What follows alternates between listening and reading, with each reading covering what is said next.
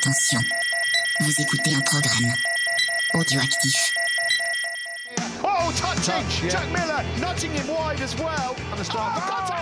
Miller and Mir, side to side. Bonjour à tous, bienvenue dans un nouvel épisode de C'est qui en pôle. Aujourd'hui, on se retrouve pour un nouveau numéro du podcast. C'est le numéro 205 et on va rouler ensemble au 20e Grand Prix de la saison pour ce GP de Malaisie sur le circuit de Sepang. Et aujourd'hui, j'ai le plaisir d'accueillir François et Thibaut. Salut les copains, comment ça va ? Salut Olivier. Eh ben écoute, ça va très bien. Super, François, ça va aussi ? Ouais, ça va, tranquillement. Alors après, quelques petits soucis techniques, parce que notre serveur habituel pour enregistrer est est en panne en ce moment, donc voilà, on fait avec les moyens du bord. Bref, on va tout de suite passer aux news avec en Moto 3, Hakim Danish, pilote malaisien, troisième de la Red Bull Rookies Cup, signe pour 2026 dans l'équipe MT Helmet MSI et prend la place de Piqueras qui monte en Moto 2. Il est wildcard pour cette course Moto 3 de Sepang. Et puis à signaler aussi Veda Pratama, indonésien, deuxième de la Red Bull Rookies Cup, signe quant à lui avec l'équipe Honda Team Asia en remplacement de Furusato qui va monter en Moto 2 également dans ce team. Je passe rapidement si vous permettez, comme ça on discutera entre nous des choses les plus importantes. En Moto 2, Repsol devient fournisseur officiel de lubrifiants pour le Moto 2 et le Moto 3 à partir de 2026 et partenaire aussi du championnat du monde. On a 2 wildcards pour des pilotes malaisiens en Moto 2 pour ce week-end du Grand Prix de Malaisie. Azroy Anwar et Mohamed Azman sur des Kalex de l'équipe Petronas MIE. Et puis en MotoGP, je vais essayer d'aller moins vite. Marc Marquez est forfait jusqu'à la fin de la saison et sera absent même aux essais de Valence post-saison. Nicolo Boulega, lui, testera jeudi prochain la Desmodetti GP25 Areres dans le cadre du changement de règlement qu'il y a eu cette année. Et si les performances sont au rendez-vous, il pourrait remplacer Marc pour les 2 derniers GP de Portugal et de Valence. 2 nouveaux points de règlement à signaler en MotoGP. L'interdiction de faire chauffer ses pneus en zigzagant dans la voie des stands. Et l'interdiction de revenir sur la piste après une chute, une sortie dans le bac, s'il reste moins de 3 minutes à une session d'essai libre ou de practice. Voilà, ça fait beaucoup. Est-ce que vous voulez qu'on revienne rapidement aux pilotes malaisiens et indonésiens de Moto 3 qui signent du coup en Moto 3 ? Du coup, je rappelle, Hakim Danish et Veda Pratama, les premiers et deuxièmes de la Red Bull Rookies Cup. Comme tu dis, on a Ryan Uriarte donc qui a remporté le championnat et qui signe dans l'équipe Ajo. Donc c'est logique aussi de voir le deuxième et le troisième de ce championnat qui arrive en Moto 3 mondial, surtout que ce sont des pilotes d'une nationalité quand même un peu différente, enfin un malaisien, un indonésien, donc pour moi tout à fait logique. Ah ouais, complètement logique même, et même Hakim Danish qui est un profil très intéressant, je trouve. Il a fait de bons chronos et puis bah oui, il fait aussi une belle saison, donc non, totalement logique. Exactement, et pour ce qui est du coup de la Moto 2, on va rester sur les pilotes. Du coup Anwar et Azman qui vont faire une wildcard, qui ont fait une wildcard du coup parce que le GP est déjà passé. On parlera du résultat tout à l'heure, mais voilà, c'était évidemment une bonne nouvelle pour eux. J'ai pas les résultats en tête de cette course Moto 2. Oh, ils étaient pas très bons. Ils étaient un peu loin, mais bon, après, ce qui est compliqué. normal pour des ouais. des premiers tours en mondial. Yes, et puis du coup pour les news MotoGP, Marquez forfait jusqu'à la fin de saison, c'était pas très surprenant au final. On imaginait bien qu'avec le championnat en poche, il allait pas risquer de se replanter sur cette fin de championnat. Ouais, bah c'est sûr que Marquez, on va dire il connaît déjà, il a déjà eu l'habitude d'avoir un peu mal au bras, de vouloir revenir un peu trop vite. Là, qu'est-ce qu'il aurait pu faire ? Peut-être revenir à Valencia pour se remettre un peu dans le bain et pour faire les tests 2 jours après les tests de 2026. Maintenant, est-ce que tu as un réel intérêt quand tu es Marc Marquez même si c'est pour tester la nouvelle moto, la 2026, en une journée, est-ce que tu fais vraiment énormément de tests ou pas ? Mieux vaut se remettre à 100% et recommencer au mois de février. Qui plus est, si le règlement est gelé l'année prochaine, les évolutions vont pas non plus être huge pour Ducati, donc je pense qu'il n'y a pas besoin de prendre un risque particulier pour ça en fait. Non, on est d'accord, enfin la Ducati marche bien, il n'y a pas de raison qu'il change complètement du tout au tout pour l'année prochaine, donc effectivement, c'est mieux pour lui qu'il se repose et qu'il arrive en pleine forme la saison prochaine. Ça sera a priori le favori, hein, on peut déjà le dire, pour l'année prochaine, Marc Marquez. Ouais, oui, logiquement, oui. Maintenant, on espère qu'il va se remettre à 100%. Oui, c'est clair. Mais oui, c'est sûr que s'il est à 100%, même pas, on a même pas besoin de se poser la question. Ouais. Et par contre, l'actualité Boulega, moi, ça me chauffe pas mal. Ça va être un bon aperçu d'un transfert World Superbike MotoGP en vue de Toprak l'année prochaine. Ça peut être intéressant de voir ce que Boulega peut faire sur une MotoGP. C'est assez cool, ça, je trouve. Ouais, je pense moi qu'il va remplacer Marc Marquez au Portugal et à Valence. Enfin, Oui, je vois mal, pareil, comme toi, Thibaut, je vois mal Ducati mettre un Pierrot qui fait de toute façon pas résultat et plutôt faire tester la GP à Boulega. Je suis assez d'accord. Voilà, autant laisser Boulega, alors oui, montrer un peu ce qu'il vaut. Alors ça serait peut-être 16e, 17e, pas mieux, mais d'un autre côté, tu peux pas non plus trop lui en demander pour un pilote qui connaît pas la moto, qui ne connaît pas que ça soit les pneus, les freins, enfin, qui connaît rien, en fait, il connaît rien de cette moto. S'il fait top 15, c'est déjà un excellent résultat, quoi. Mais clair. Voilà, c'est ça, c'est pour ça, non, vraiment, pour moi, c'est une bonne idée, et ce serait même dommage de ne pas lui laisser l'opportunité. Le championnat Superbike est fini, enfin, qu'est-ce qu'il a à perdre? Ouais, moi je suis assez d'accord. Même je trouve qu'il mérite. Je trouve que c'est une belle récompense quand même quand t'es pilote Ducati de pouvoir avoir le droit à ces privilèges. Et non, je trouve ça hyper intéressant et c'est même hyper bien en termes de motivation pour lui qui est en World SBK, qui se dit peut-être qu'il peut y avoir des portes qui s'ouvrent ou autre. Donc non, c'est très très cool de la part de Ducati. Et puis depuis 2 ans, Boulega fait quand même de très bonnes perfs en Superbike. Ce n'est pas non plus comme s'il était 10e en Superbike et on lui disait allez, t'as le droit de monter sur la MotoGP. Il a quand même remporté plusieurs victoires. Enfin, il est toujours soit premier, soit deuxième. Donc non, j'espère le voir sur la Desmo Sedici à Jerez, à Valencia et à Portimao. Yes. Et puis du coup sur les 2 nouveaux petits points de règlement, avec l'interdiction du coup de faire chauffer ses pneus en zigzagant dans la voie des stands. Moi je pense que les pilotes faisaient ça plus par habitude que pour réellement chauffer leurs pneus, plus par réflexe, plus pour se mettre dans le bain. Parce que c'est pas comme ça qu'on chauffe des pneus. Ouais, exactement. Non, mais je pense que c'est ça, c'est comme tu dis. C'est plus par habitude. Maintenant, est-ce que ça va changer quelque chose? Non. Pour moi, non. Et puis pour l'autre news sur l'interdiction de revenir sur la piste après une chute, s'il reste moins de 3 minutes aux essais, il me semble qu'on a vu Acosta qui a été un peu un des premiers à tester cette règle. Oui, c'est bien. Maintenant, si c'est une petite chute où la moto n'a rien du tout et que le pilote peut repartir, je trouve ça dommage de l'empêcher de remonter sur sa moto et d'essayer de refaire un chrono. Maintenant, si t'es dans le bac à gravier, et c'est pour éviter de remettre des graviers de partout sur la piste, oui, c'est bien. Après, on parle que de l'essai ou du practice, du coup, en qualif, ils pourront, quoi. Non, je suis pas sûr parce que, en tout cas, nous, en tant que commissaire, par exemple, au Mans, quand on a des consignes comme quoi, quand il reste 3 minutes en qualif, c'est mort, genre on laisse aucun pilote repartir. Si on l'attrape, si on ramasse la moto et on évacue le plus rapidement possible pour justement éviter au maximum qu'il y ait un drapeau jaune de sortie. Du coup, tu fais un plaquage cathédrale dans les 22 mètres, quoi.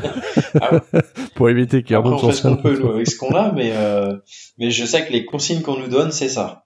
Alors après, si le pilote il est plus vif, qu'il arrive à repartir, tant mieux pour lui, il s'arrange avec la direction de course, nous c'est plus notre problème.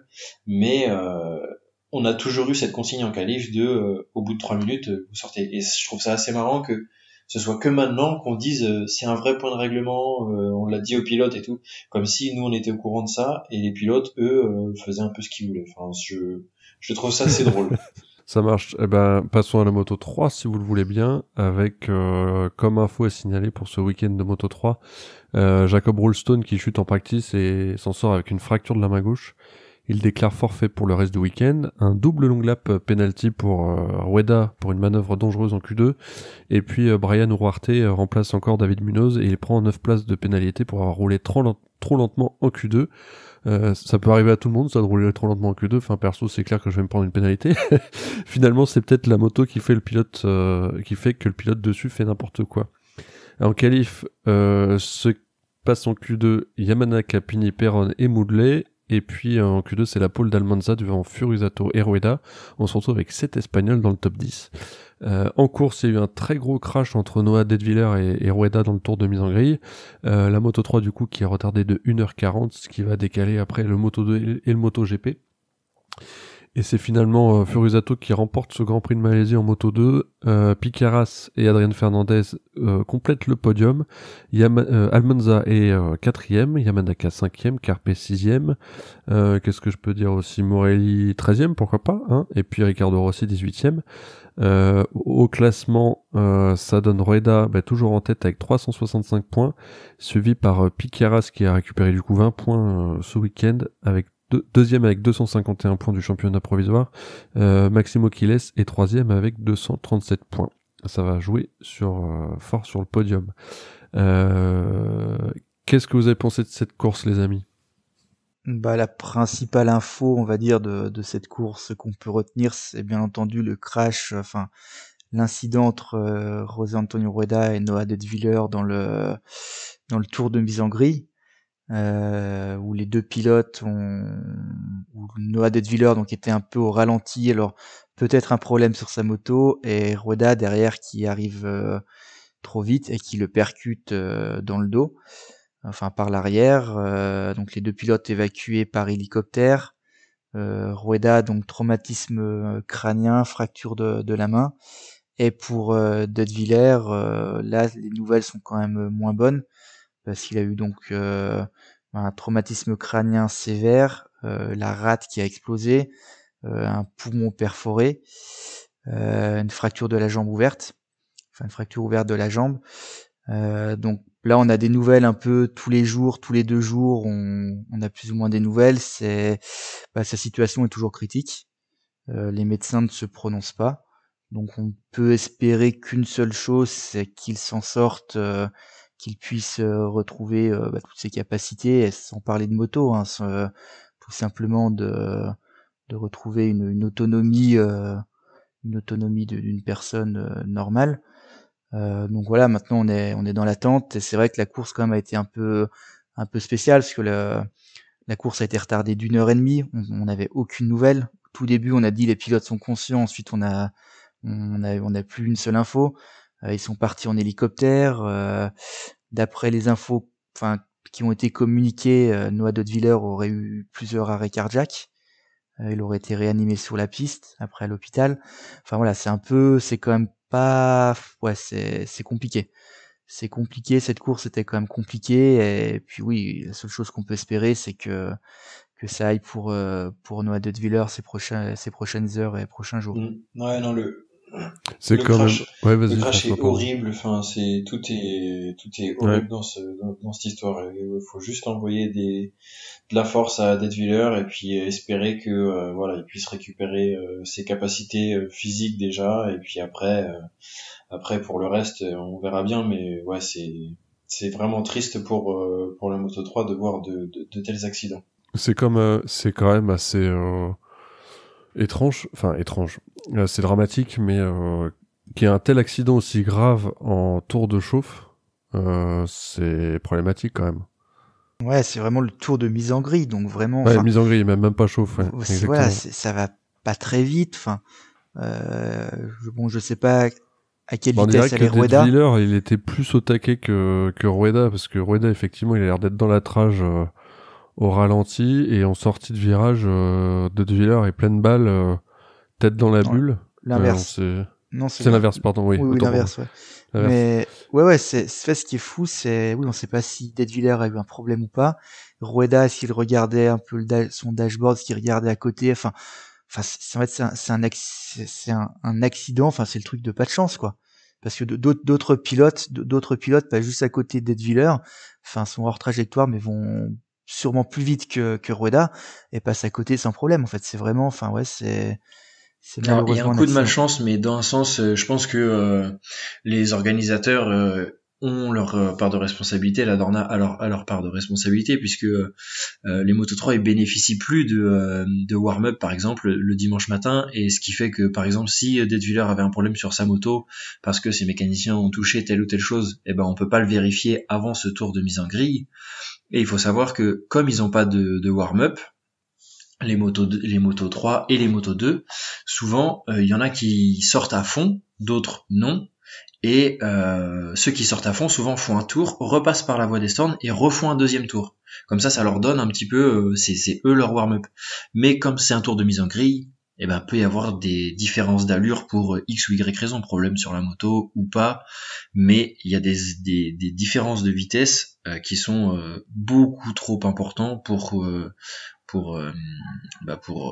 ce genre d'incident, quoi. Enfin c'est dramatique, et pour moi rabaisser toujours les petites catégories et leur couper toujours leur warm-up, etc. C'est pas une bonne chose en tout cas. Et ouais, il y a peut-être un truc du règlement à réfléchir là-dessus. Alors c'est triste de devoir en arriver là pour se poser la question, mais comme tu le disais très justement François, faut peut-être se reposer la question de l'absence de warm-up pour les deux catégories inférieures entre guillemets.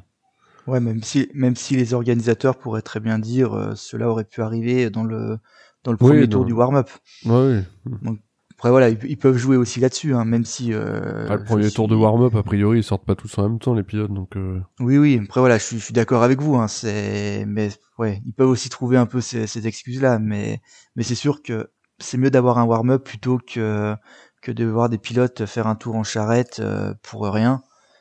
Faire coucou de temps en temps au public et surtout discuter entre eux et attendre et attendre une seule chose, retourner dans les stands pour retourner ensuite dans leur motorhome. Donc puis pour les pilotes eux aussi, enfin même leur j'allais dire leur état d'esprit psychologique d'arriver sur un circuit pour la course sans avoir roulé le matin, ça doit être assez étrange quand même aussi.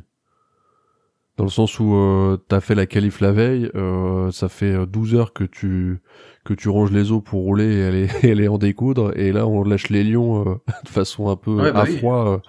C'est pas bon là t'as pas de chance hein, aussi, hein, c'est clair que ça en fait partie, mais c'est peut-être intéressant de se poser ce genre de questions. Mais on le sent hein, dans tous les cas quand les motos 2 ou les motos, enfin surtout les motos 3 particulièrement, parce que c'est souvent des jeunes et ils sont très fougueux, mais à la sortie des stands le dimanche, on voit très bien déjà qu'on est le dimanche et que les mecs ils ont la dalle quoi, et ils ont envie de se chauffer, ils ont envie d'aller à fond, donc ils font très souvent, mais je pense que même les 3/4 du plateau font 2 tours avant de se mettre en grille quoi. Ils repassent par la voie des stands parce que la voie des stands elle est ouverte pour un certain temps, j'ai plus le temps exact en tête.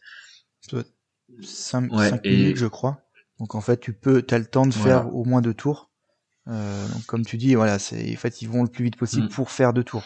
Et donc voilà, un moment d'inattention sur un dashboard, un problème sur une moto qu'on n'a pas pu déceler au warm-up, hop, il arrive ce qu'il arrive, malheureusement. Bien, passons à la course du coup, et Furisato du coup première victoire en mondial, deuxième podium de la saison, quatrième podium total en 2 ans. J'allais dire enfin, je le dis toujours quand c'est une première victoire d'un pilote en Moto 3 ou Moto 2 ou Moto GP, mais très bon résultat pour lui, sans aucun doute. On peut pas faire mieux que premier de toute façon sur une course. Ouais, et puis c'est vrai que j'ai envie de dire c'est un peu mérité pour lui, parce que alors Furusato il est très très irrégulier, mais en fait quand il termine les courses il est souvent dans le top 5. Maintenant il est quand même très souvent par terre aussi, mais oui c'est bien parce que l'année dernière déjà il était passé 2-3 fois pas très loin de la victoire, notamment une fois je crois que c'était en Thaïlande, il avait chuté sur la ligne d'arrivée, il avait passé la ligne sur le ventre. Donc non, c'est bien pour lui. Ça fait toujours plaisir quand même de voir un pilote gagner sa première course mondiale. Ouais, même au-delà du regard de toute sa jeune carrière et de ce qu'il a pu faire déjà en Moto 3. Si on se concentre vraiment que sur son week-end, il a beaucoup travaillé tout seul sur les séances d'essai. Il a bien construit sa victoire sur ce week-end là quoi. Donc c'est bravo à lui et c'est mérité. Les premières victoires d'Honda aussi cette saison par la même occasion. Ouais, c'est plus inquiétant. C'est quand même assez fou. c'est assez fou quand même. Tu dois attendre la 20e course pour que Honda en gagne une, sachant qu'il n'y a que Honda et KTM. Ouais, c'est comme si tu avais dit incroyable. constructeur. Et puis la wildcard Hakim Danish dans le top 10 avant de casser, malheureusement. Ouais, mais il a fait un très bon week-end. Donc ce qu'on disait tout à l'heure, là, il termine 3e de la Red Bull Rookies Cup. C'est son premier week-end. Alors bon, il est à domicile, enfin sur un circuit qu'il doit très bien connaître, mais malgré tout, il est aux alentours du top 10 pendant toutes les séances. Il se bat pour le top 10 en course. Donc c'est prometteur, on va dire, pour l'année prochaine. Il aura eu une opportunité cette année. En fait, direct, il nous a montré tout à l'heure ce qu'on disait, est-ce qu'il mérite d'aller en moto 3 l'année prochaine? Avec cette course, oui. Voilà, il a saisi son opportunité et il aurait pu faire top 10, donc carrément un profil carrément intéressant. Même il y a des moments il a même calé le meilleur tour en course, il me semble 4 ou 5e tour. On entendait même le public derrière, c'est hyper intéressant d'avoir encore d'autres nationalités qui arrivent et puis avec du talent quoi. Donc bon, faut espérer que sur les autres circuits un peu plus techniques et un peu moins rapides sur la vitesse de passage, faut voir ce que ça donne, mais au vu de ce qu'il a fait en Red Bull Rookies Cup, je pense que ça va être un profil très intéressant l'année prochaine en Moto 3. Et enfin, signaler Uriarte, du coup, qui a remplacé David Munoz. Il a pris 9 places de pénalité, mais termine 9e à 1 seconde de la 4e place. C'est pas mal. C'est un peu pareil, hein. Il gagne la Red Bull Rookies Cup, là ça va être son 2e ou 3e GP.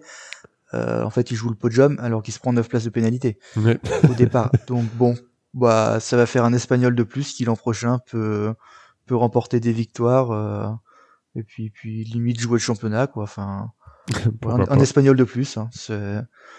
Des fois, on aimerait voir un peu d'autres nationalités, mais bon, après, ce sont les meilleurs, donc tant mieux pour eux. Ouais, rien à ajouter par rapport à ça.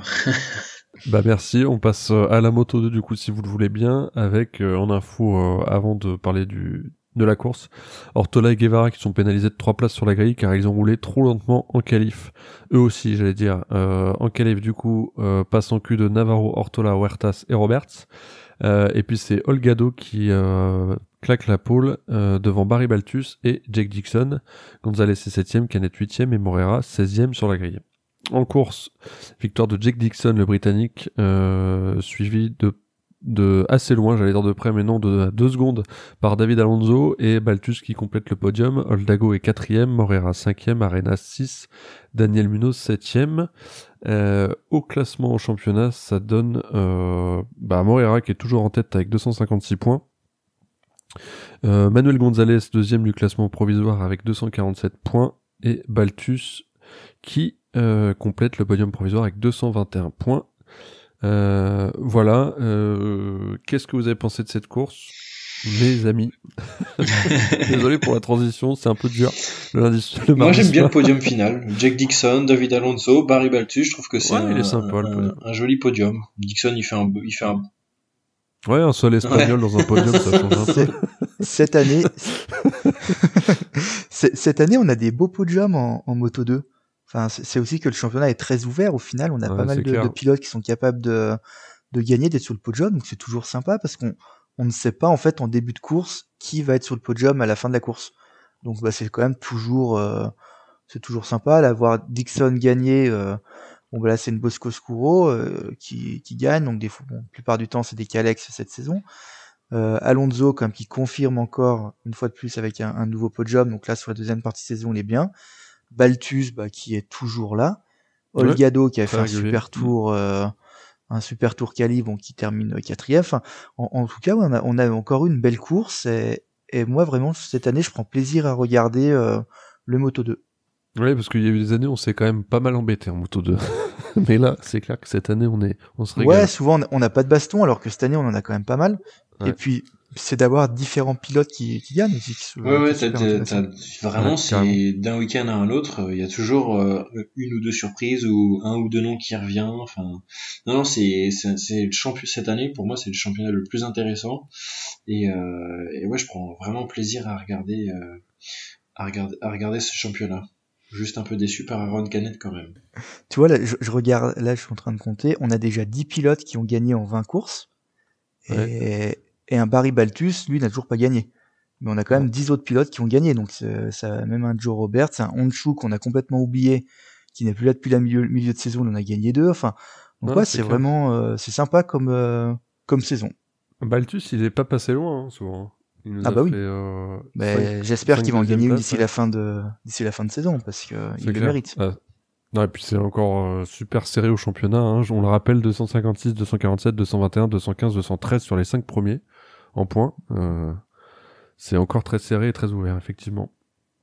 Ouais, comme tu dis, on a encore 5 pilotes qui peuvent remporter 5 le titre. Peuvent remporter, exactement. Alors Canet est passé 5e avec 43 points de retard, donc c'est quand même quasiment mort pour lui. On le disait déjà la semaine dernière dans l'épisode que ça allait être difficile. Même Dixon qui a 2 points de plus, ouais, ça va être très difficile. C'est possible mathématiquement, mais ça va être difficile. En revanche, sur les 3 premiers, c'est beaucoup plus serré. Ouais. Après, Baltus, il a 35 points de retard sur Morera. Là aussi, ça va être difficile, mais bon, lui, c'est possible parce qu'il est quand même il est en forme, quoi. Donc ça peut Gonzalez, le faire. Gonzalez, c'est un peu plus en retrait là depuis. Gonzalez, c'est très difficile pour lui. Là, il fait une grosse erreur, il chute, il abandonne, alors qu'il avait un top 5 qui était là. Donc on va dire qu'il perd 10 points. Pendant ce temps, un Morera qui partait très loin sur la grille, il termine dans le top 5. Donc là, c'est sûr, Morera prend la tête maintenant grâce à cette course. Gonzalez, il a 9 points de retard. Sur les 5-6 dernières courses, Morera est toujours dans le top 5. Gonzalez, il a été disqualifié, c'est en Indonésie, alors qu'il avait terminé 2e. Enfin, on a l'impression qu'en fait, en ce moment, tout va dans le sens de Morera, et pour Gonzalez, ça va pas trop dans son sens. Et là, on se demande s'il a pas un peu craqué sous la pression, où il savait qu'il devait faire un résultat. Et là, le championnat peut s'être joué, on va dire, ce week-end. Un Morera qui est l'esprit complètement libre avec son contrat MotoGP. Donc c'est là, je pense que Gonzalez perd vraiment très très très très gros ce week-end, quoi. Ouais, comme tu dis, Morera, il est libéré, lui, il a plus rien à perdre. De toute façon, l'année prochaine, il est en MotoGP. Il partait quand même d'assez loin. Il y a 5-6 courses au niveau du classement, enfin par rapport au retard qu'il avait sur un Gonzalez, que Gonzalez, lui, doit quand même gagner pour prouver quand même qu'il était le plus fort cette saison, et que même s'il ne monte pas en MotoGP, c'était quand même lui le meilleur. Que là, si tu termines 2e, ça pourrait te dire, au niveau des équipes, on a bien fait de pas l'avoir pris. C'est clair. Alors 7e podium de la saison pour Baltus, on l'a dit. Canet, on en a parlé. Il me manquait plus de parler de Alex Eskrik sur Forward qui est 8e. C'est le meilleur résultat de l'écurie du coup sur la saison. Ce qui est assez fou parce que la Forward, tu n'as que 2 motos et ils sont quand même souvent loin. Et là, ils terminent 8e à 7 secondes. Alors déjà en début de saison, je crois, de mémoire, on l'avait vu faire une belle course. Mais c'était une course, quoi. C'était pas non plus. Et là, il est même pas dans les 22 premiers au championnat classé. Donc il est vraiment très loin. Tant mieux pour lui. Hein. C'est bien. C'est quand même bien aussi de voir un peu Forward qui continue à être en Moto 2, alors que malgré les résultats comme sont très très difficiles, mais ils essayent quand même de continuer. Donc c'est bien de voir un autre châssis et ça leur permet quand même d'être dans le top 10. Donc oui, c'est prometteur pour eux pour l'année prochaine, on va dire. On passe au MotoGP, messieurs. Avec du coup Marc Marquez qui est forfait, on l'a dit tout à l'heure, qui est remplacé par Michele Piero. Jorge Martin, lui, toujours forfait, est remplacé par Savadori. Et puis Vinales, toujours gêné avec son épaule, 3e blessé, quant à lui remplacé par Paul Espargaro. Enfin, signalé Augusto Fernandez qui est en wildcard pour Yamaha avec le moteur V4. En Q1, c'est Aldeguer et Bagnaia qui passent en Q2. Bezeki partira 14e et Raúl Fernandez, le vainqueur de la semaine dernière, partira que 15e. En Q2, c'est Bagnaia qui enchaîne avec la pole position devant Alex Marquez et Franco Morbidelli. Quartararo partira 4e devant Acosta et Aldeguer. Zarco est 9e sur la grille. On a eu quand même 2 Français directement en Q2 et c'est à signaler pour ce week-end. En sprint, c'était pas la course sprint la plus intense de la saison. Bagnaia prend le meilleur départ devant Alex Marquez. Pas de gros incidents de course pour ce départ. Quartararo se retrouve 5e et Zarco 9e. Mir est 4e à la fin du premier tour, mais on sait tous que cela ne va pas durer. On doit attendre le 5e tour pour voir l'Espagnol chuter alors qu'il avait creusé un petit écart sur le 5e. Et pendant ce temps, Bagnaia caracole en tête, toujours devant Marquez et Acosta, alors qu'Aldeguer commence à remonter. Marini accroche Paul Espargaro à 2 tours de la fin et chute également, 0 pointé pour le HRC sur cette course. Victoire de Bagnaia finale devant Alex Marquez et Aldeguer, qui sera ensuite pénalisé de 8 secondes pour pression de pneus trop faible. D'ailleurs, une pénalité de 8 secondes qu'on apprendra bien longtemps après la fin de la course sprint. On en reparlera tout à l'heure peut-être. Et puis Acosta prend la 3e place de cette course sprint. Sur la course du dimanche, le GP, Bagnaia fait la même chose que pour le samedi, réalise le hold shot devant Alex Marquez et Acosta. Fabio Quartararo termine une nouvelle fois le premier tour en 4e position, mais rapidement, Marquez prend la tête avec une petite seconde d'avance sur le pilote Ducati officiel. Ça va durer comme ça pendant 12 tours, alors qu'Acosta est proche de Bagnaia, puis le double au 13e tour. Alors que le podium semble figé puisque Joan Mir est à 3 secondes de la 3e place, le double champion du monde MotoGP ralenti doit se ranger sur le côté. Voyant tous ses adversaires le doubler, on apprendra plus tard qu'il avait une crevaison à l'arrière. Encore une déception pour Bagnaia, le pauvre. Quand ça se passe bien, c'est la moto qui coince. Pendant ce temps, notons l'abandon de Fermin Aldeguer qui était en 7e position. La victoire finale est pour Alex Marquez devant Pedro Acosta et Joan Mir qui complète le podium et qui monte du coup sur son 2e podium en 3 courses. Franco Morbidelli est 4e à quelques dixièmes, Fabio Quartararo 5e mais à quasi 12 secondes de la victoire, puis DJ à 6e, Bastianini 7e après une belle remontée, Marini 8, Binder 9 et Ogura complète le top 10. Au championnat, Marquez est toujours champion du monde, donc ça change pas. Marquez, Alex, le petit frère, conserve sa 2e place. Bezzecchi, toujours 3e du podium, j'allais dire provisoire. Le podium se joue encore sur ce championnat MotoGP, il y a encore un petit suspense. Commençons par... que voulez-vous Qu'est-ce que vous voulez commencer par quoi vous voulez commencer, messieurs, pour cette course et ce week-end MotoGP? Est-ce qu'on reparle tout de suite du délai qu'il a fallu attendre pour la pénalité d'Aldeguer sur une pression de pneus? On se dit que ça devrait arriver en 2 secondes, mais on a attendu mais surtout, très ce qui est très fou, longtemps.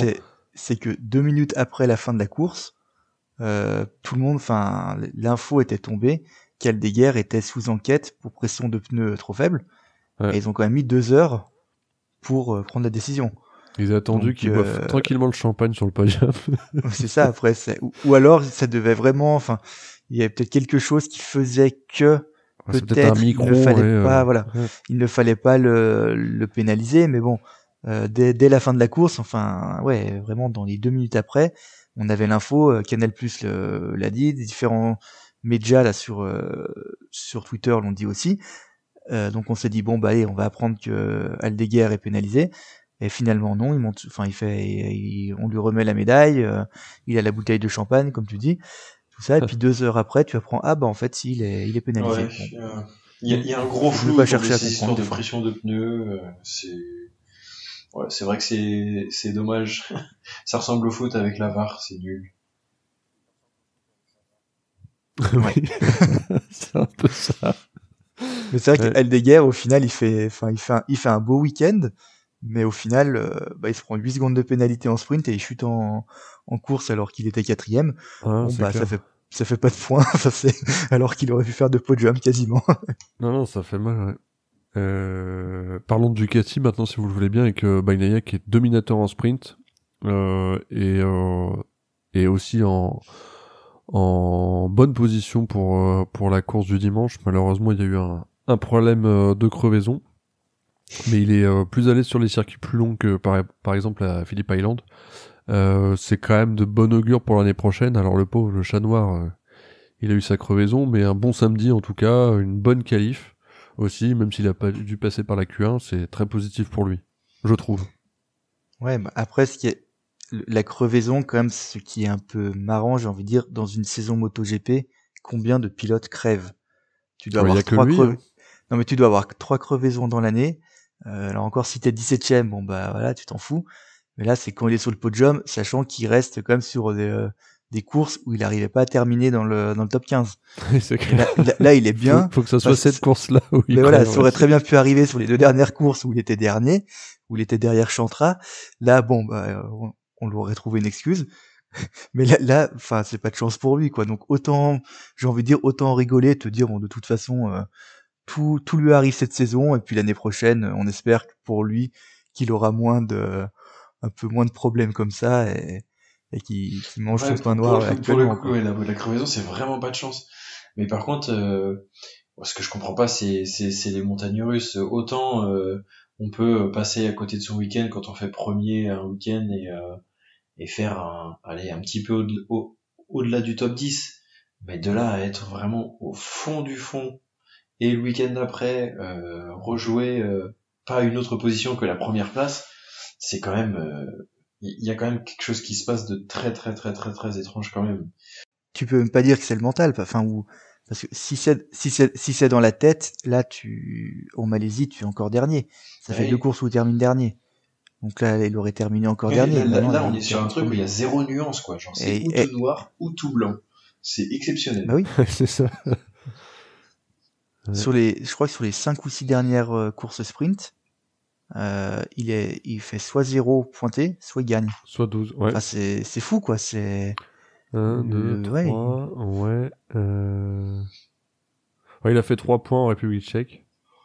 Ouais. 8 sur les 6 dernières courses. Soit il gagne, ouais. Soit il gagne. Depuis la Hongrie, soit il gagne, soit il fait 0 points. Mais ce qui est fou, c'est sur les 6 dernières courses sprint, il en gagne 2 et il termine 4 fois en dehors des points. Moi, je comprends vraiment pas. Parce que, autant, à un moment donné, on m'aurait dit que c'était un problème de mental, je veux bien l'entendre, mais pour aller rejouer une première place comme ça d'un coup d'un seul, je sais pas, il y a quelque chose qui m'échappe, ou alors peut-être que Ducati triche. Non mais un truc comme ça aurait très bien pu arriver. Un Vignales, bon ouais, on le sait, il est capable du meilleur comme du pire. Ouais. Mais un Alex Marquez qui quand même pour les autres années aussi était souvent par terre, tu te dis bon ouais ok, de temps en temps il est pas là, de temps en temps quand il est en forme il gagne. Mais un Bagnaia c'était quand même un des pilotes les plus réguliers les années précédentes. Ça, en plus, les années précédentes quand il marquait pas de points ou quand il était en dehors du top 3 c'est parce qu'il était par terre. Et là, oui, surtout que c'est un champion du monde. Autant Vignales, on peut dire que c'est pas un champion du monde, donc c'est pas très étonnant. Puis Bagnaia, depuis 3 ans, il est tout le temps sur le podium. Quand il chute pas, il est toujours sur le podium. Mais c'est déjà ça, mais en plus, Bagnaia, on l'a vu dans des week-ends difficiles, dans ses belles saisons. Mais quand il a un week-end difficile, il est dans le dur, dans les séances d'essai, au qualif, etc. Mais en course, c'est un tueur, quoi. Enfin, il a toujours répondu présent, et au fur et à mesure des week-ends, quand il est dans le dur, il arrive toujours à remonter la pente.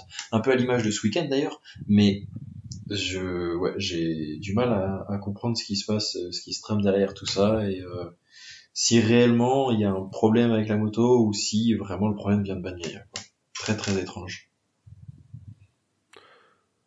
Et là, la question du coup, sur Bagnaia. Oui, pardon, Thibaut. Ouais, on peut se poser la question pour les 2 prochaines courses. Qu'est-ce qu'il va nous faire? Oui, clairement. Est-ce qu'il est sur le podium ou où il se retrouve 18ème? Ah bah là, la cote est à 250. Hein. Parce que là, on pourrait dire, toi, que là, le circuit, il a quand même, t'as des plus longues lignes droites. Enfin, c'est un circuit qui est plus long que, par exemple, qu'un Phillip Island. Mais, ouais, peut-être. Mais en fait, on sait pas. On est incapable de savoir, et je pense que même lui ne sait pas. Ce qui est le pire. Parce que bon, que nous, on sache pas. Oui, c'est un peu logique, mais que chez Ducati, ça soit pareil que nous. Ouais. Bon, on va passer sur Bagnaia parce qu'on va pas y passer 10 minutes non plus. Mais voilà, point d'interrogation sur Bagnaia, ouais, qui nous fait vraiment les montagnes russes. Alex Marquez, lui, gagne, j'allais dire enfin, mais il était un peu en dedans, c'était relatif, hein, mais il avait eu une petite mauvaise passe République tchèque et Hongrie. Il avait marqué que 10 points au Japon. C'est que 10 points. On aimerait bien marquer 10 points, nous. Mais, non, enfin voilà. En tout cas, très belle course du dimanche pour lui. Et même la sprint, pas grand chose à dire non plus. Il fait ce qu'il a à faire. Bagnaia était vraiment au-dessus, le samedi. Et Marquez a tranquillement attendu sa deuxième place sans forcer, quoi, j'allais dire. Ouais, bah Alex Marquez il a toujours été très bon, même dans les catégories avant Moto 2, Moto 3 sur ce circuit. En fait, c'était même le seul circuit auparavant où il réussissait en MotoGP. Donc ça aurait quand même été dommage que cette saison Ouais. où il est toujours sur le podium, il n'arrive pas à être bon. Donc on va dire que c'était un peu le favori logique de ce week-end. Bon, il gagne. Bon bah ouais, on va dire pas vraiment cool. une grosse surprise quoi. Non, c'est clair. Les deux VR46, elles font un bon week-end. Morbi est tout proche du podium. Et puis enfin, pour finir avec Ducati, Aldeguer fait de belles courses, mais pas de réussite pour lui. On en parlait un peu tout à l'heure. Ouais, les deux Podium en VR46, sprint, un peu... mais 8 secondes de pénalité, et puis chute en course alors qu'il était 4ème. J'ai l'impression qu'il retombe un petit peu dans ses travers. Le Aldeguer de début de saison. Où il après, était bon, c'est un bien rookie. placé. Et puis... Oui, c'est clair. C'est un rookie, voilà, il fait des courses où il est bien, d'autres courses il est pas trop mal, mais il finit par chuter. Enfin voilà, après, cette saison, on va dire, on n'attend pas non plus de Non, lui c'est qu'il vrai. soit tout le temps dans le top 5. Par Mm. contre, c'est plus l'année prochaine, ce genre d'erreur quand t'es 4ème, tu dois pas chuter à quelques tours de l'arrivée alors que tu es 4ème, quoi. Parlons d'Honda, si vous le voulez bien, avec Mir qui est sur le podium. Deuxième podium de la saison du coup pour lui. Il chute en sprint alors qu'il était pas trop mal non plus. Mais 12 chutes en 20 courses longues. C'est quand même beaucoup. Alors, il y a quand même beaucoup de chutes où le pauvre, c'est pas de sa faute s'il s'est bousculé, en plus, le chat noir. Mais ça fait beaucoup quand même. En fait, Mir, pour moi, il montre que c'est un super pilote. C'est clair. Parce que quand il chute pas, en fait, quand il a une course normale, il est dans le top 6. Mm. Et là, oui, ok, il bénéficie on va dire, de l'abandon de Pecco, d'Aldeguer qui chute, mais je pense que sans ça, il terminait quand même dans le top 5. Donc, Non, Mir, clairement, enfin, on va pas revenir très longtemps sur l'éternel débat du est-ce que c'est une victoire par défaut pour le championnat de 2020, mais oui. non, on voit que c'est pas un peintre. Hein. Enfin, clairement, quand il est sur ses roues à la bagarre, enfin les dépassements qu'il fait, sa manière de débrancher le cerveau pour dépasser son chute, enfin quand il arrive à le faire, c'est en plus c'est magnifique à voir et c'est chouette quoi. Complet. Waouh. Quel plaisir pour les yeux. C'est à ça que je pensais. Ouais. C'était merci Jean-Mir, je pensais pas dire ça cette saison, mais pour le coup. Là-dessus, ça régale. En termes de pilotage, de toute façon, à partir du moment où t'es en MotoGP, t'es le high level. T'as un titre de champion du monde, c'est encore mieux. Alors, peu importe comment tu l'as eu ton titre, tu l'as dans tous les cas, donc personne pourra te le retirer. Et oui, surtout moi, ce qui me fait plaisir, c'est de voir que la Honda elle commence à rejouer plus régulièrement devant, et c'est ça qui est cool pour le championnat. Ouais, on payait pas cher de leur peau en début de saison, hein, mais finalement le progrès est net et très visible. Ouais. Et au final, c'est pas seulement avec un pilote chez Honda. Oui, c'est avec les 3 pilotes. Marini aussi, il est là, une fois de plus, fait comme un week-end qui est solide. Encore dans le top 10. Marini, maintenant, il est tout le temps dans le top 10. Et puis, il y a un Zarco qui, quand même, avait fait un Grand Prix mieux que ce qu'on a pu voir sur les dernières courses. Alors, c'est toujours pas ça par rapport à ce qu'on avait en début de saison. Mais bon, là, il a quand même marqué des points. Enfin, on a l'impression qu'il est revenu un petit peu mieux que ce qu'on avait quand même sur toutes les courses, enfin toutes les dernières courses. Donc en fait, c'est positif pour Honda. Parce qu'aujourd'hui, on a 3 pilotes qui sont capables de terminer. Puis un Zarco, ça fait mine de rien, faut qu'il fasse attention parce que Marini, ça revient très très fort derrière, et s'il veut terminer ce championnat en étant meilleur pilote Honda, il y a plus une seule erreur autorisée face à ses concurrents de la même marque, quoi. Non, c'est clair. Tu vois, je regardais une stat quand même qui est marrante. Quand Joan Mir termine une course, il est quasiment tout le temps dans le top 10, sauf une fois en Catalogne. Donc en fait, il y a le résultat, il est par terre. Il a joué de malchance quand même. Il a été pris dans des... Oui. Non, c'est clair. Mais c'est pour ça que même quand il shoot tout seul, malgré tout, il essaye. Il n'est pas non plus 18ème, quoi. Donc voilà, au moins il essaye. Après, bon, il finit par terre. D'un autre côté, qu'est-ce qui est le mieux? terminer 14e en ne prenant pas trop de risques, ou essayer de faire du mieux possible, 8e, 7e, quitte à tomber. Après, voilà, ça dépend du niveau de l'écurie, j'allais dire. Enfin, en tout cas, de la marque. Là pour Honda, c'est clair qu'on tente tout tenter. Quand c'était Marquez, personne ne disait rien. Ah oui. Je dirais pas la même chose pour Ducati, mais oui, puis quand sur la Honda c'était Marquez qui donnait tout, qui tombait par terre, on disait oui, mais il essaye avec ce qu'il a, etc. Ça posait problème à personne. C'est ça. Mir, on devrait lui tomber dessus, quoi. Non, complètement. Parce que personne n'aime Joan Mir. Pas son titre. Non, c'est vrai, je comprends pas cette. J'ai du mal à comprendre cette hate pour Mir. Moi, j'aime bien. Non, mais par contre, ça fait plaisir de le revoir. J'aime tout le monde à peu fois, près, hein, sauf pour Espargaro. Qui fait un beau week-end. Non, c'est vrai. Oui, mais ça fait plaisir de revoir Mir quand même. KTM. Ouais, pour finir sur Mir, ça fait plaisir de le revoir sourire comme à la fin des courses. Parce que souvent, quand tu vois des photos ou des interviews de lui, t'as l'impression qu'il est en pleine dépression. Donc là, au moins, il a un sourire deux fois dans l'année. J'étais arrivé, j'avais un peu de peine pour Mir. Non, et puis ça peut être une pente favorable aussi sur le moyen terme, quoi, de voir que la moto marche de mieux en mieux aussi. Je pense qu'il va falloir compter sur eux l'année prochaine. Hein. On n'aurait vraiment pas dit ça en début de saison, mais là vraiment pour Honda, c'est super intéressant. C'est bien de terminer la saison en fait sur une note positive aussi. Tu passes au moins, tu passes un bon hiver où t'as confiance, où t'as envie de remonter sur la moto, t'as envie de voir le futur, que si tu t'es toujours 15e sur les 5-6 dernières courses, t'es en pleine dépression. En plus, après l'automne, l'hiver, il fait nuit tout le temps. Enfin, là, ça te donne pas envie de remonter sur la moto après. Tu parles d'Ogura, là? Il est sur une Honda aussi. Non, passons sur Ogura. Allez, KTM. Du coup, on parlait de Paul Espargaro, qui du coup chute en course, qui nous venait pour remplacer Vinales. Il est meilleur que quand il était titulaire, finalement, Paul Espargaro. Il chute du coup, mais il était vers la 10e place, donc pas trop mal. Hein. Non, pour mais quelqu'un qui vient juste salut les gars. Non, mais cette saison, il est très très bon quand il est là. Il est tout le temps dans le top 10 quand même, ce qui est fou. Parce qu'en plus, c'est pas comme si toutes les KTM étaient dans le top 5 et lui terminait 10e. C'est ça en fait, c'est qu'il est des fois ok, il y a Costa, mais sinon il est meilleur que Bastianini et Binder. Donc quand même c'est non, il nous fait enfin voilà, ses remplacements cette saison auront quand même été très bons. On a 2 remontadas à signaler chez KTM, Bastianini qui part 19e sur la grille mais qui finit 7e en course, et Binder mauvaise qualif en partant 16e et 9e en course. J'allais dire, KTM, ils sont assez coutumiers de ce fait. On l'a vu plusieurs fois cette saison, hein, le fait surtout les deux pilotes, de rater les qualifs, surtout ces deux-là, oui, c'est clair. Les deux sont mauvais en qualif, donc. Oui, non, c'est vrai.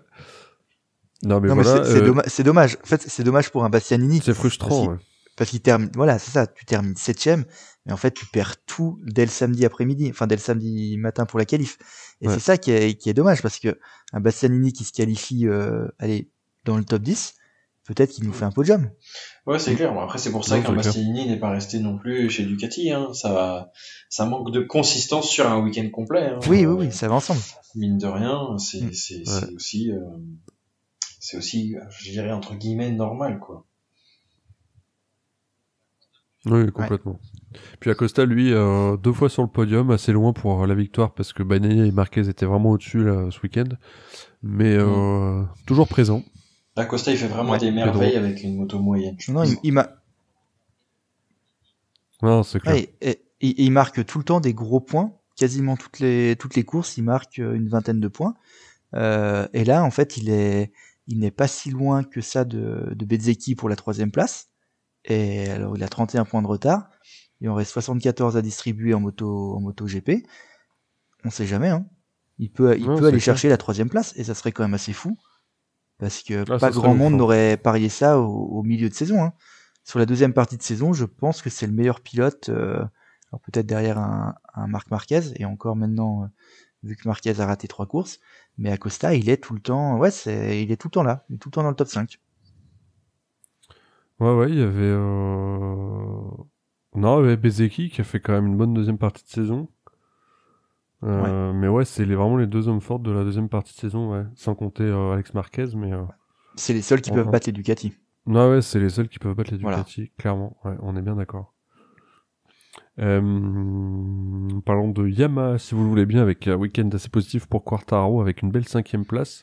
La sprint plus difficile. Je vais vous faire une confidence. Moi, quand je vois Quartararo partir 4e sur la grille, je me dis que tôt ou tard, il va finir 15e parce que ça va dégringoler. Là, ça n'a pas été trop le cas ce week-end, c'est plutôt rassurant. Mais je vais vous dire, j'ai vraiment du mal à y croire à Yamaha. Là. Ouais, je suis comme toi. Ouais. Je suis comme toi à Quartararo. On sait qu'en qualif, il peut nous faire une pole ou une première ligne. Ouais. Mais derrière, on se dit en course, qu'est-ce que ça va donner? Il peut terminer 4e, 5e comme il a fait sur cette course-là, comme il termine 15e. Et en fait, c'est pas, enfin, l'un ou l'autre ne nous surprend pas, en fait. Et c'est ça qui est terrible. Ouais, c'est ça pour lui, et le plus dur pour lui, on va dire, c'est de tenir les 5-6 premiers tours dans le top 5. Et après, tu as les écarts qui sont faits, il peut rester dans le top 5.